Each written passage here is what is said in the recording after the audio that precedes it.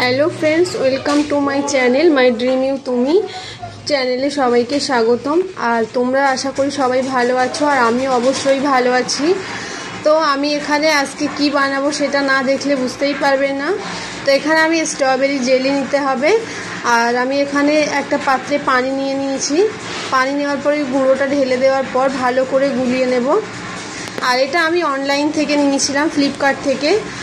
আর সাধারণত অন্য কোনো দোকানে সব দোকানে পাওয়া যায় না, তো আমি কয়েকটা দোকানে খোঁজ করেছিলাম, পাইনি। তো এখানে আমি আর একটা পাত্রে পানি নিয়ে নিয়েছি। পানিতে আমি আগার আগার পাউডার, এটাও অনলাইনে পেয়ে যাবে, দোকানে পাওয়ার সম্ভাবনা নেই। তারপরে আমি আমার পরিমাণ মতো চিনি দিয়ে ভালো করে মিশিয়ে নেব। এবার ফুটে যাওয়ার পর আমি ওখানে ফুড কালার দেবো। ফুড কালারটা ইউজ করব, আর করার পর ভালো করে ঘন যতক্ষণ না হচ্ছে ততক্ষণ পর্যন্ত আমি ওটা নাড়তে থাকবো। তো আমার এখানে অলরেডি প্রায় ঘন হয়ে গেছে, তো আমি এবার নামিয়ে নিচ্ছি। নামিয়ে নেওয়ার পর একটা পাত্রে ঢেলে দেব। দেওয়ার পর আমি ওটা ফ্রিজে দিয়ে দেবো, ডিপে। তো আমি এটা 6 ঘন্টার মতো দিয়ে দিয়েছিলাম। এদিকে আমার অলরেডি জেলিটা হয়ে গেছে। আমি এখানে পিস পিস করে টুকরো টুকরো করে কেটে নেব, আর খুবই সুন্দর হবে দেখতে। আর না দেখলে সত্যি বোঝাই যাবে না। দেখো তোমরা কত সুন্দর হয়েছে, তাই না?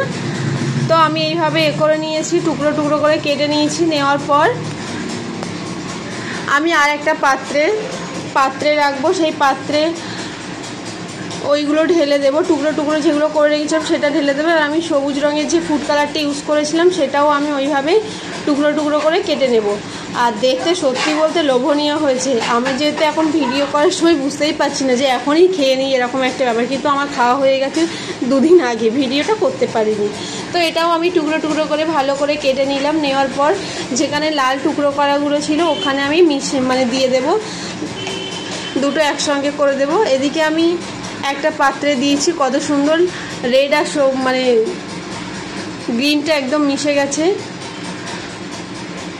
তারপরে আমি অন্য একটা পাত্র নেব, নিয়ে সেখানে আমি দুধ দেব, গুঁড়ো দুধ গরম জলে দেওয়ার পর ভালো করে নেড়ে চেড়ে নেব। নেওয়ার পর আমি আমার পরিমাণ মতো চিনি দিয়ে দিচ্ছি, কারণ যে যেমন মিষ্টি খেতে পছন্দ করে। তো আমিও যা মিষ্টি দিয়েছি অনেকটাই, আমার একটু মিষ্টি ভালো লাগে তাই। আর আগার আগার পাউডারটা আবার একটু গুলিয়ে নেব, 2 চামচ মতো গুলিয়ে নেব, যাতে ওটাও জেলির মতো জমাট বেঁধে যায়, তাহলে খেতে খুবই ভালো লাগবে।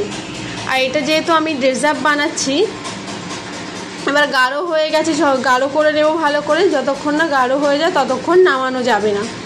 তো আমার এবার এটা গাঢ় হয়ে গেছে। তো আমি ওখানে সবুজ রঙের আর লাল রঙের যেটা বানিয়ে রেখেছিলাম জেলির টুকরোগুলো, সেখানে আমি গরম দুধ ঢেলে দেওয়ার পর ভালো করে নেড়ে চেড়ে নেব।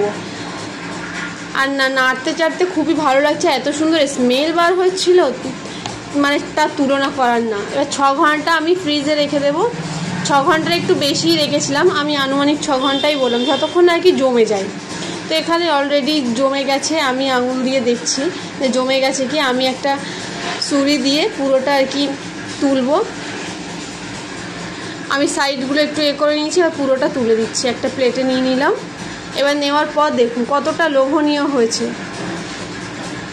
তারপরে আমি ছোট ছোট করে টুকরো টুকরো করে পিস করে নেব, যাতে যেমনভাবে পিস করা ভালো লাগবে। আমার যেভাবে পছন্দ হয়েছিল আমি সেইভাবেই আর কি পিস করেছি। আর দেখতে লোভনীয় হয়েছে। আর যদি আত্মীয় স্বজন বাড়িতে আসছে আর এটা যদি বানিয়ে দেওয়া যায়, সত্যি বলতে এক পিসও রাখবে না, সব খেয়ে ফেলবে।